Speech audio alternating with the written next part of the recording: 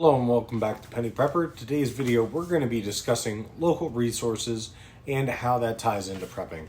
But before we get started, I'm going to ask that you like, subscribe, and hit that notification bell if you're into emergency preparedness material.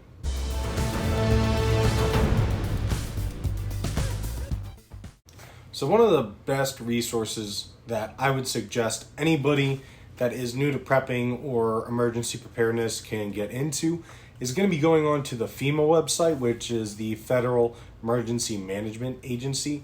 That is going to pretty much cover the entire United States, and that is a great resource. Whenever there is a large-scale disaster in any state, they are the ones to respond, so they have a large array of different material in there on their website, and basically, so it's not just specific to one state. So for instance, we in Pennsylvania have PEMA with a P, so that's Pennsylvania Emergency Management Agency, and they are more specific to Pennsylvania and their climate, their emergencies, what you would expect an emergency to happen in Pennsylvania. Whereas FEMA, the one with the F, is going to be geared towards the entire United States, whether that's Alaska, Hawaii, Florida, California, New York, Wisconsin, the coldest state, the warmest state, from forests to deserts, from heat emergencies to winter emergencies. They are basically covering the entire United States. So any emergency that could occur inside the United States or off of its coast would be covered. Now, like I said, in Pennsylvania, we have PEMA with a P.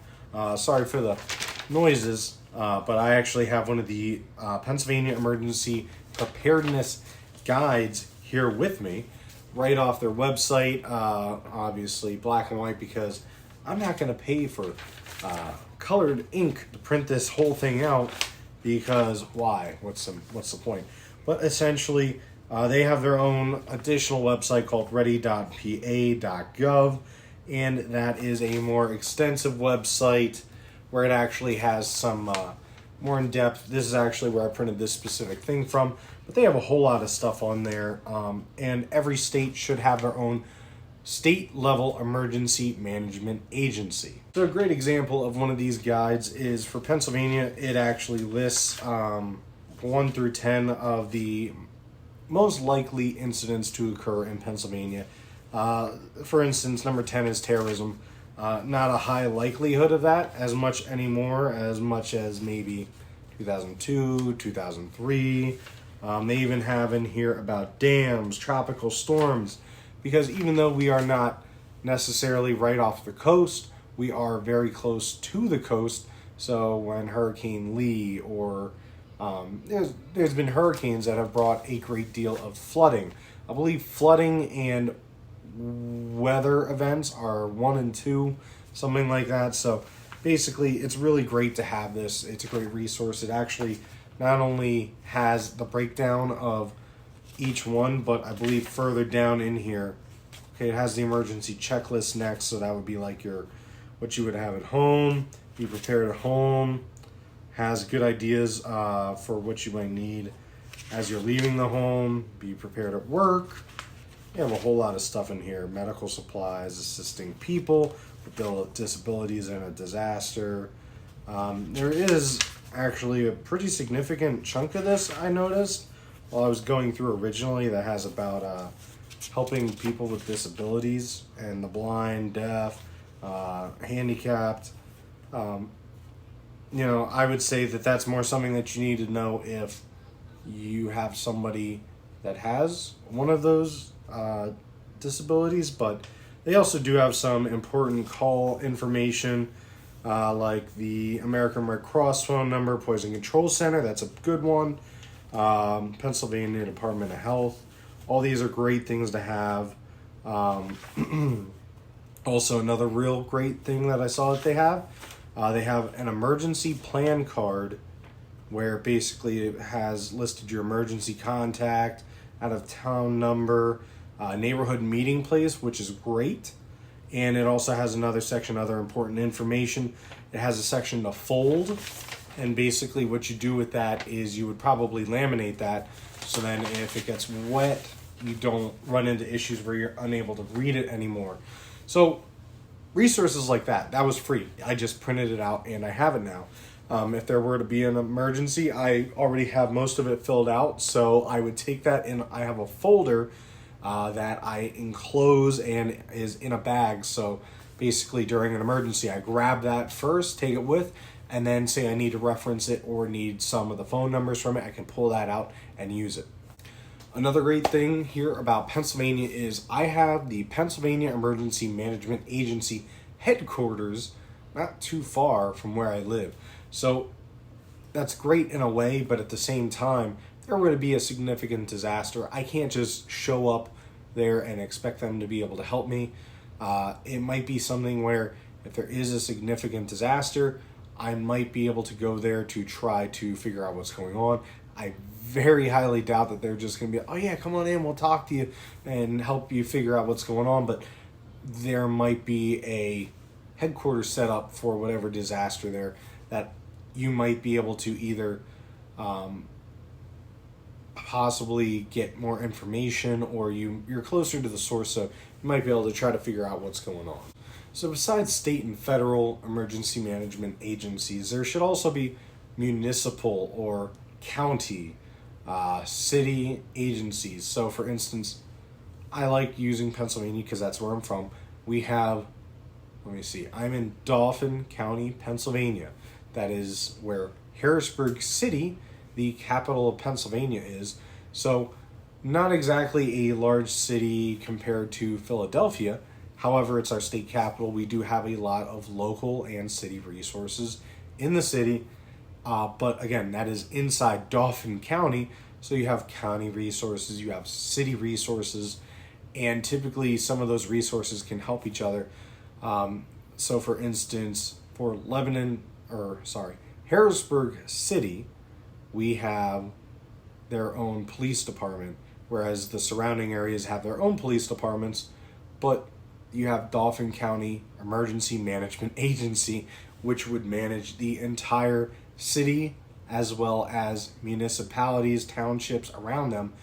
They would manage the dispatch and coordination of all of those resources. So with that, you could probably in emergency pretty well plan that a lot of those local resources are going to be tied up. Same with the state resources. If I were to go to the Pennsylvania Emergency Management Agency, they're not just going to let me in. Same as the federal level. They're not just going to let you go into a FEMA site and just do whatever.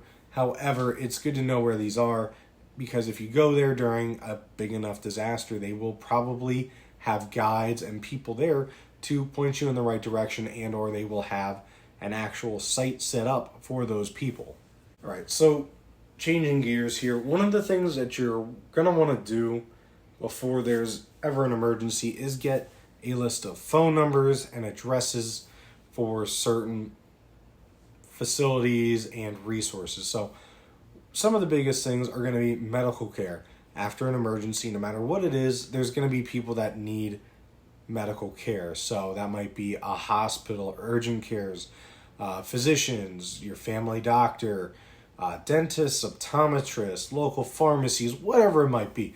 You're going to need these medical professionals to help you, and EMS is going to be stretched thin. So if you know, let's say you know your doctor very well, they may very well give you their personal phone number. Hopefully it's a landline, or you know how to interact with them or get in touch with them after a large-scale emergency, that you can contact them and be like, hey, during this event, I got really sick and I've been puking all day. Can I come over? Can you check me out and see what's going on?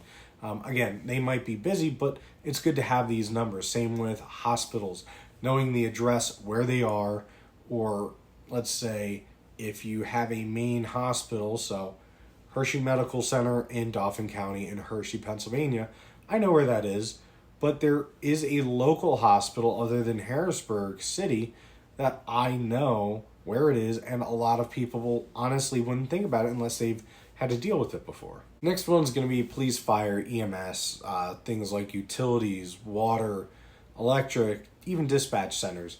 So hopefully at some of these, mainly police, fire, EMS, and dispatch centers, there should be somebody there, hopefully, that is able to assist you, whether it's giving you some water, some food. Maybe they have a temporary shelter or camp set up, or at the minimum, they should be able to contact somebody who is able to assist you further.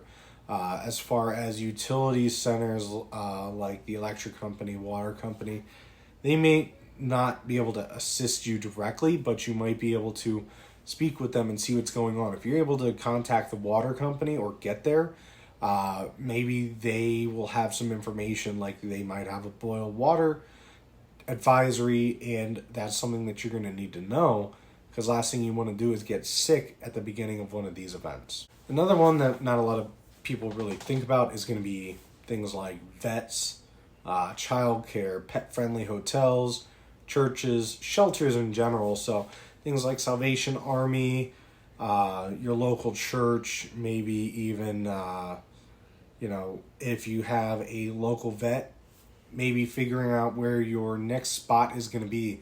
For instance, I have family in a couple towns over, and I would probably try to get the information of some of the local vets before there were to be an emergency, or if there were a local hotel that direction, so I could go there and make sure that they're pet friendly before I even have to go there.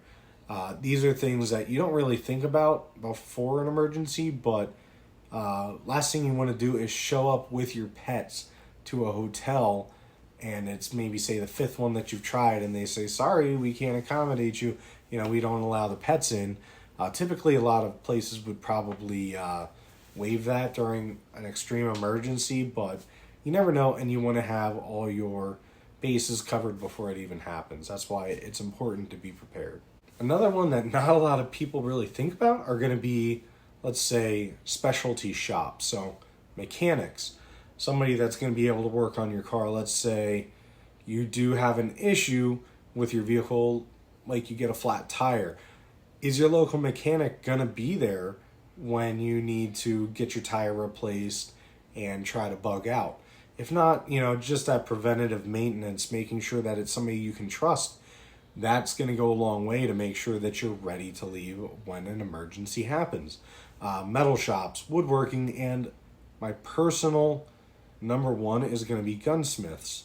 Let's say that there is a significant issue with one of your firearms. Let's say that you were at the range, something happens, and you need work done on one of your firearms. Well, at the beginning of an SHTF situation, hopefully you're able to get into them and they're able to correct the issue. Same with hunting. Let's say that food is a little bit scarce and you do rely on hunting. Maybe you say you live out in the country, food's getting a little pricey. That gunsmith very well could mean the difference between you feeding your family all winter or barely scraping by. The last one is going to be getting resources and basically knowing the places that are going to be able to assist you during an emergency. So getting maps, you can go to local township buildings, you can go to state parks, you can go to travel stops are great that you can get free maps as well as guides. You can speak with the Red Cross. They have free training. They have a whole lot of resources. I very much strongly advise that you go on the Red Cross website. They have a ton of information on there, and honestly, just learning CPR, first aid, and AED stuff, that can make a huge difference, and it really can be the difference between life and death. Also, the Salvation Army, knowing where your local area is, or preemptively buying stuff. So maybe buying some clothes that are a little bit smaller or bigger, depending, or maybe buying some children's clothing before an event, or having some spare left in your vehicle. That can make a huge difference. Knowing where your local humane societies are, not just if you lose your pet, but if you do need to drop them off or give emergency care to your pet. Sometimes the humane societies we'll have somebody there that's somewhat knowledgeable if a vet is closed. Also, mental health resources, that is very important because after dealing with something for a while or even after an event, that mental health stuff can really add up. Dialing 988 simply, I love the fact that they made it so simple instead of a long phone number people have to memorize. Nowadays, if you're having a mental health crisis, 988, and that should get you to somebody who's able to assist you in that moment. And ending this video, I really should have done a specific video on this, but September is National Preparedness Month. So if you haven't done anything lately or you haven't really gotten into your prep so far, just go on the websites, go on FEMA, go on their websites, check it out. They have a ton of resources, just little things to get yourself started, even if it's something as simple as buying some bags of rice, some 5-gallon buckets, and some oxygen absorbers. That is a great start just to at least get yourself ready in case there were to be a long or short-term emergency. Just something to get you started into things.